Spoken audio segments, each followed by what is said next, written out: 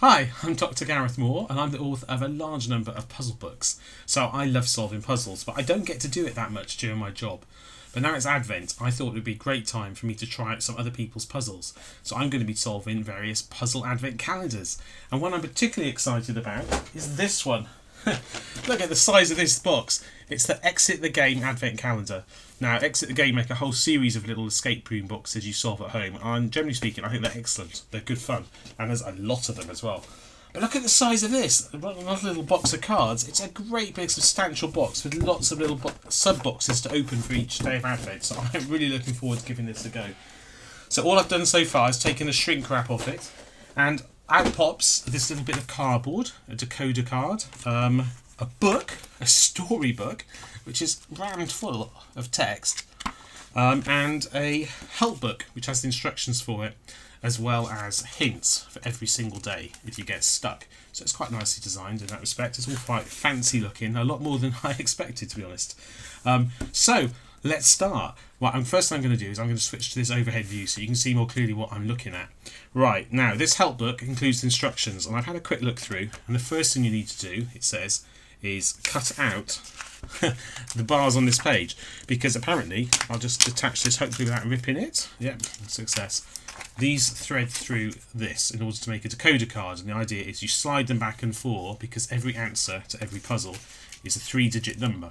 And then you turn it over, and on the back you see arrows, and you use the arrows to move around on the Advent calendar base, because if you notice, none of the days other than day 1 has actually got a number on it. So what you're actually supposed to be doing, let me just click here, what you're supposed to be doing is moving from day to day by following the arrows from solving the puzzle.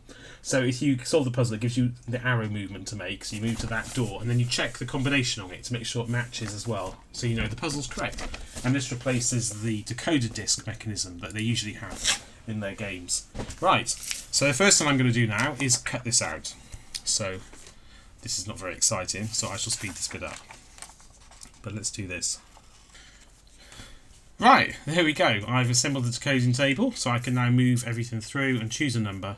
And what's more, I can then turn it over and see. So if I had chosen that number, that's obviously not very neat in the way I've done it, but I would go right, up right, and up right again and check that the combination on that box match that. Okay, there we go. It's me not lining it up properly. And it also matches the picture showing how to assemble it, so I think I've done that correctly. Right, so now there is a big storybook. It's quite a significant size because it starts off with quite a lot of text, and it's quite small and in italics. It tells the story of someone who's gone skiing off-piste on their own and then has got stuck in a cave, but then they discover that there's someone been around in that cave because there are ice sculptures and things, and then they go up a staircase and come to a door. I think that's where we are. So you're supposed to tear out the page for each day of the month or of Advent. So let's start with the 1st of December. I've torn it out. Right, now I've read this already. It basically says that you are in an alcove. Is there something that can help you work out the correct number code? I'm not going to read all the story out, there's a lot of it, and actually I'm interested in the puzzles, not the story, except in so much as I need to read it to solve the story. So there's 1st of December, and now, bit at the bottom, now open door 1. So here's a moment of truth, the first time I'm trying this. Let's find door 1. Oh my goodness.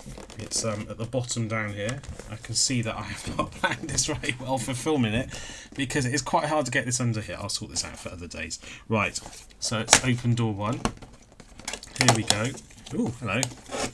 There are 2 little riddle cards in here. So, interesting. It's like it's printed on all 3 sides there. Is it at the top as well? No, that's blank. And the bottom. Oh, the bottom's got a picture on too. There's quite a bit going on here, isn't there? So let's have a look. First of all, why don't we have a look at those cards and see what's going on there? So, there's a riddle card. Riddle card A. There we go. Good start. It says, what cool things you find in this cave. There are sculptures that deceive the eye. The items in the room help you crack the code from left to right. Oh, well, that's interesting. So I'm definitely going to need to look at a picture of what's in the room at the same time. And I have a card of a swan. It's a crystal swan. Oh, hello. It presses out. That's interesting. Let's try not to rip this into several shredded pieces. Now, do I need the cut out or do I need the swan? Hard to say. I suspect the swan. It's got pictures of two diamonds, and look, they press out as well. You could easily miss that, I think. Oh, I nearly did anyway. Right, so I've got 2 little diamonds, a pressed out card, and a note telling me to use things in the room to crack the code. Okay, so I think the first thing I'm going to need to do is try and wedge this box under the camera so that you can actually have a chance to see what I'm looking at too. No, let's put this light on. Does that help? It does a bit, doesn't it? So that's some of what you can see in the room, and then there's this side here and this side here. I think if I'm going to film this properly, I'm going to have to take this box apart, which would rather spoil it. But anyway, so I need to find a 3-digit code. So where on earth do I start with that? That's a very good question. What cool things you find in this cave? There are sculptures that deceive the eye. The items in the room help you crack the code from left to right. Okay, well on the left there is a box with an 8 on it, and a trophy with a 2, a purple jar, wow, there's a green mat with a 4 on it, a torch with a 1 on it, a picture of an ice sculpture again, some boots with a 3, something I can't quite make out, skis with a 7 on, a hat with a 5, and a something green in a box with a 6. It is quite hard to see into this little room, even with this torch on this camera. Right, so do I use the swan? Does the swan fit into the box? It doesn't look like it does. I mean, it doesn't immediately fit into it. Do I use the cut-out swan? Does that somehow help me? I'll just dump it in there. Prove things. Let's take the actual door off. Right, at least that's not particularly neat, is it? There we go, door 1. That's not particularly neat. Do I need the code on there? I wonder. Why has it got a code if it's the first door? Well, yeah, so do I have to line this up with something? Does it point at a different number on each side, for example?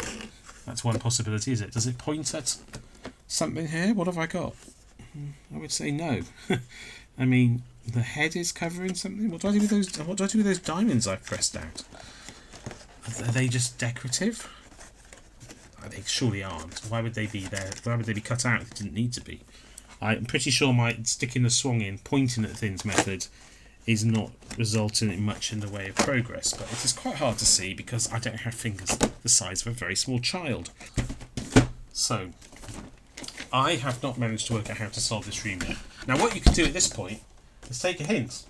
I'm not going to do that, but I'm going to show you how it would work.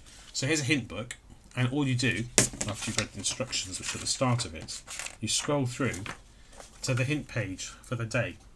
And all you can do is you fold up a little or a lot, depends on how much of the hint you want to read. It has fold lines marked, and there's one of these. Let's try not to show you all the solutions. There's one of these for every day, and the last one, the first one is a sort of, here's what you need hint. The second one is a more specific hint, and the third one is a solution. Or at least that's what it says. I haven't read anything yet.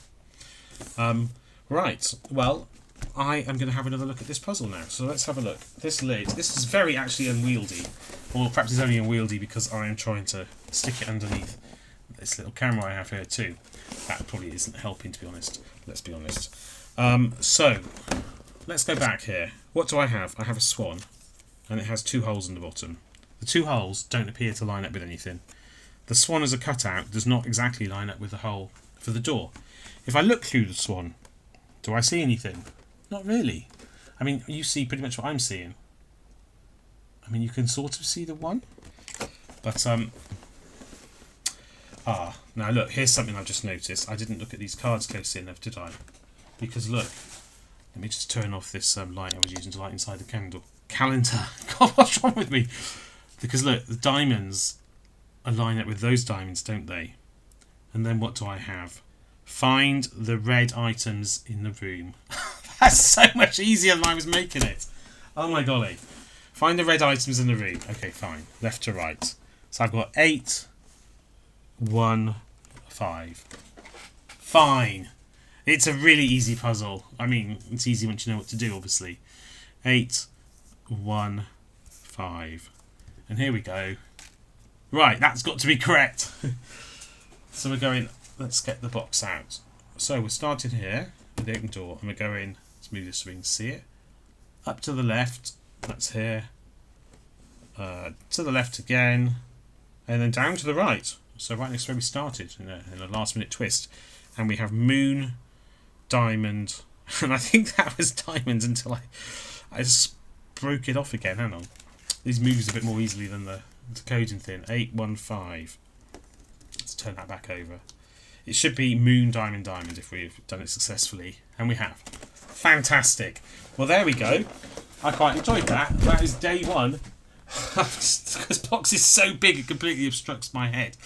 That's day one of the Exit Advent Calendar solved. Now I've got two other Advent Calendars here to solve as well, which are chocolate-based ones, but they also have puzzles in. So perhaps I should say they're puzzle calendars which reward you with chocolate. That's a bit of a description. They are all wrapped up and Escape the Christmas Closet. And each of these, as you solve, the doors open. You've got to work out. Again, the doors are not numbered. You've got to work out which one to open for each day. And then you get rewarded with a piece of chocolate. There's no rewards for solving the exit one other than just the pride of having done it. Alright, okay, well let's leave it there, and I hope you enjoyed that. I did.